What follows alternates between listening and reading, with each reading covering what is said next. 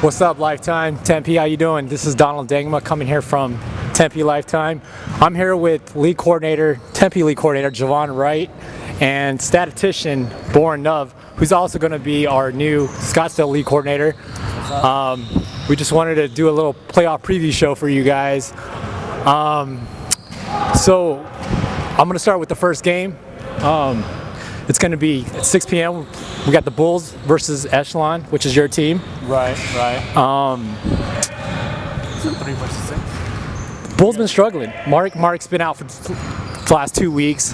I don't think he's coming back for this game. We have another injury. We have Jeremiah Nelson, who has a calf injury, who's questionable to suit up. What do you think is going to happen? You think you guys can maybe pull off an upset, maybe? I think Mark puts that team together. They need to figure out who's going to give the assist, who's gonna handle the ball, and get the team rolling like Mark used to. He's a big factor. When he's on the floor, they're probably plus 10, plus 15. When he's off the floor, they might even be in the minus. Just goes to show they lost the last 2 games as soon as he was out. But I see them competing against Team Echelon. They had a rough season, but competed and couldn't hold the leads or couldn't compete at the end of the games, and that's why team. But it should be a good matchup. What do you think, Borin? No, Jovan, you make a good point. I mean, the Bulls, Mark makes the Bulls go. He's the distributor. He makes the team go. Without him, they will struggle, but I think Tim does a good job.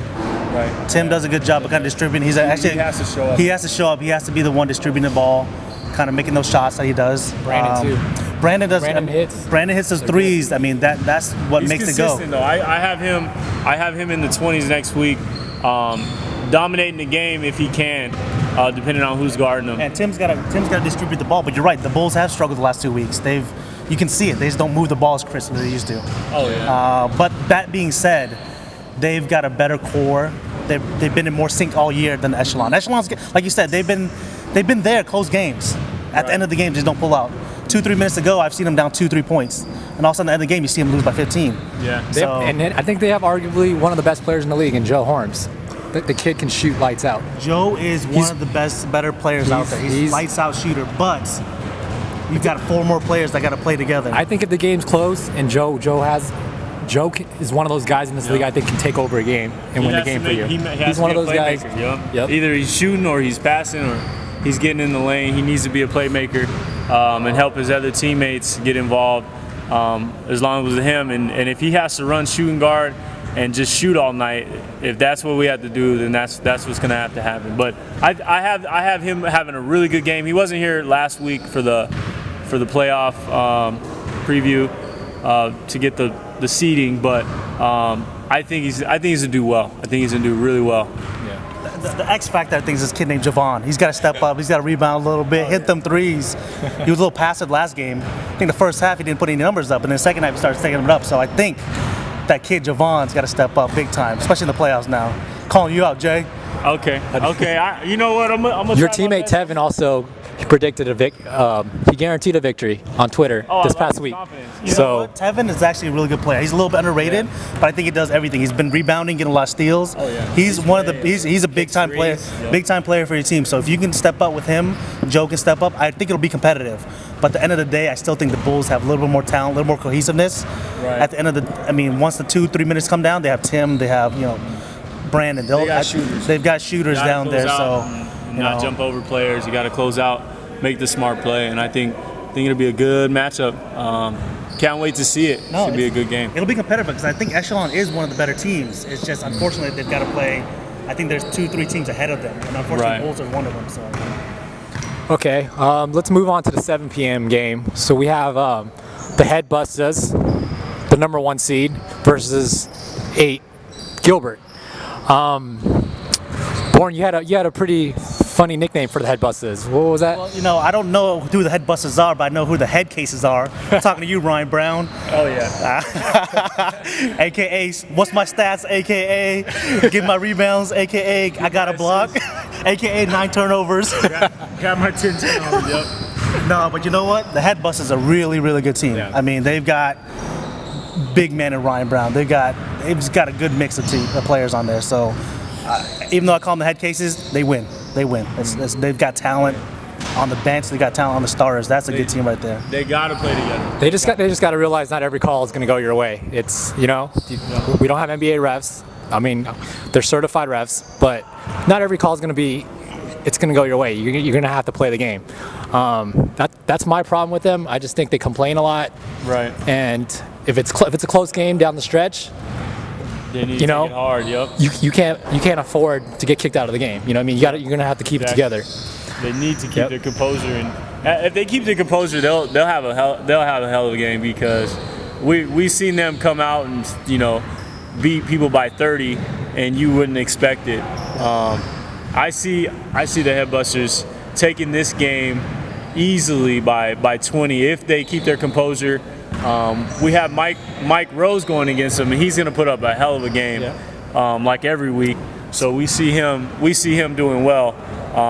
He has to give his team the energy, I would say, to keep going. And that's a good point. Mike Rose, I mean, didn't they play the first week or two in the season? Headbusters versus Gilbert, right? Didn't they play? They played once. They played once. I know they played early in the season where Mike actually got under the skin of Ryan Brown. So I think if the Headbusters can keep composure, because they got individual talent. Yeah. If they can just put it together and just play calm and play cool and not let Mike Rose get under their skin, it's like I said, Jovan said, it's a 20, 25-point win. Refs might even call it with 1 minute to go. Yep. That's how good they are. But like you said, are they the Headbusters or the head cases? But end of the day, they should win. They should win. The first round, they should pull it out. What are your thoughts on Mike Rose? You think he's like, you said he was the most underrated player in this league. Oh yeah.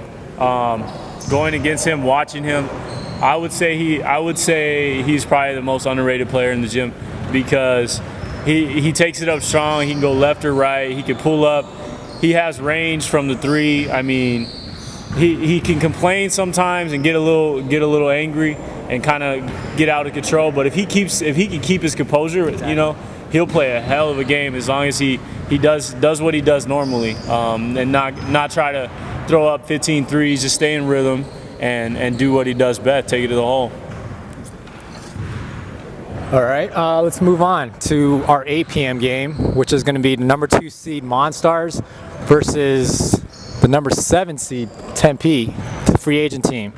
Tempe's been struggling all year. They haven't. Well, they won last week. No, they haven't won. No, they won last week. They beat Gilbert. Yeah. Okay. But that's the only team they beat. Yeah. Yep. James and Josh, great players. They're there every week. They just don't have the help. They don't have. But this week they guaranteed a victory over the Monstars on Twitter. So I don't know. What do you think about that? Those Twitter tough guys are, they're hard to beat. But you say it on Twitter all night. We can say it on Twitter all night. I can type those words too, man. Yep. But at the end of the day, James and Josh, they bring it all. They're tough. They're competitors. They're big. They're strong. They're shooters. But that's almost, what is a free agent team? Yeah, it's a free agent That's team. the tough, like you said in the preview, the free agent teams are hard to mix because there's no chemistry. Yeah, no chemistry. You got 2-3 individual talent, but you never play with the other 2-3 guys. Yeah. You don't know the roles. You're not playing it right. So just like with Mike Rose, it's a free agent team as well too, right? Yep. So not playing with those guys, that cohesiveness, you're going to get frustrated. You're going to pull some half-court shots. You're not going to win those games when it comes down to the last minute or two. So Tempe's got some good talent on there, but the Monstars is just deep.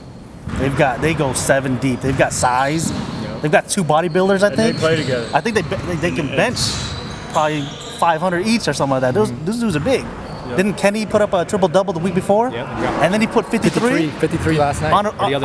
Playing with 4 people. They won with 4 players. I mean, what do you think? Going against 5 players, I don't think it's going to be a difference. Especially going against a 7 seed. I mean, James and Josh really got to bring their team together. They haven't really been able to all year. But if James and Josh, especially Josh, can get his game going and kind of be a facilitator as well as taking to the hole and getting his shots up, I think they can compete. But I think the Monstars are a little too deep and their size is a little too big for them. So I think they're going to come out, again, probably by 20 or more. just because they're not as deep and they don't have the chemistry that they need. Yeah, I also want to add one more thing. You talked about Mike Rose being underrated. I think Tyler for the Monstars is underrated. He does the dirty work. He gets the rebounds. He had 6 steals last week. Points. 15 rebounds a game. 15 rebounds a game. He gets 6 steals. He got 14 points. He's just all around a compliment for them. So having a big guy down low that doesn't demand the ball, having Q and having Kenny out there, that's what makes them dangerous. Because again, you don't have 5 individual guys. I think Tyler. They attack so much too. They do attack a lot. And he's there. He's there. And then, like I said, Tyler's the glue. He actually helps kind of just solidify that because, Kenny and Q can just crash around, Franny can do whatever. But Tyler, getting those boards, getting those, rebound, just easily top 2 or 3 underrated players. I think he's one of the more underrated players out there as well. Okay, guys. Moving on to our last game of the night, we have the 4 seed Lifetime Tempe versus the 5 seed Who's Next, who's probably one of my favorite sleeper teams this year. I mean, they made some great moves at the waiver deadline. Mark Price, Nick Tomsic, probably Mark Price is arguably the best center in the league. Nick Tomsic, I think, might be the best player in the league. What do you guys think? I would say he might be the best point guard in the league. He attacks, he can go left, right, he has the experience, he can shoot lights out. You really have to get in him and play really hard D all game just to get him tired to even stop him. But I honestly think Who's Next with the moves they made. They got Mark Price playing. I think if he steps up and at the end of the games he steps up really well and does what he does best is drive to the hole, not taking bad shots, taking it to the hole, giving it to Nick at the end of the games, and just working together. I think they'll play really well together. Yeah, so on paper you see a 4 versus 5, a 3 and 5 team versus a 4 and 4, nothing special. But like you said, Who's Next made some great acquisitions. I'm sorry. With you, Echelon gonna pull through. I got Headbusters winning it all. Who's on the Headbusters? You think the Monstars will win? No. You think the Headbusters will take them? Headbusters It was are 50 a right now. close game. Headbusters are 50 right now, aren't they? No, Headbusters number 1. Monstars is 2. Yeah, Monstars. Bulls is 3. Bulls is 3. Who's 4? Lifetime Fitness. Or Lifetime Tempe? Who's 4? Yeah, Lifetime Tempe, right? Who's 5th seed? Who's next? I got Who's Next. I've got Who's Next gonna beat Lifetime. So the 5th seed is gonna beat the 4th seed. That means the Monstars. Well, based on this, the Monstars are going to take Tempe easily. The Headbusters will take Gilbert easily. It'll be the. Oh, I think the top 3 teams are winning easily out. I think the 4th seed, whose Lifetime is going to lose to Who's Next. That's what I'm saying. You think the Who's Next is going to win all? I think the winner of Who's Next versus Lifetime Tempe? Who's the number 1 seed? Who's the number 1 seed again? Headbusters. Headbusters versus Who's Next. Whoever wins that's going to win the championship. Really? No. I really think Who's Next is going to win. If Nick can show up. No. What are you saying, Jovan? Mark's. You crazy. If he doesn't have a good game. Who, Mark? Yeah. Oh, Headbusters are a big team. They've got Nick.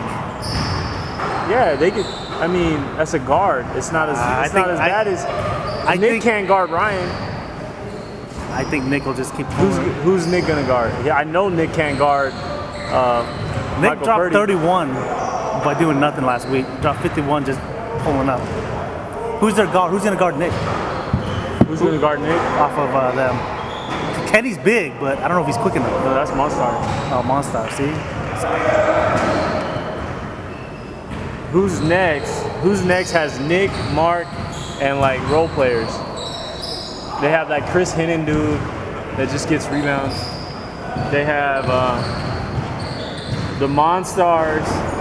Monstars has Franny, Q, but Franny didn't show up last week. Yeah, Kenny will play. If Kenny shows up and has a good game like last week. And they got Tyler, right? That's the big dude, right? They got Tyler. Yeah, they got Tyler as well. If he has a good game. You guys are doing it. Put this on.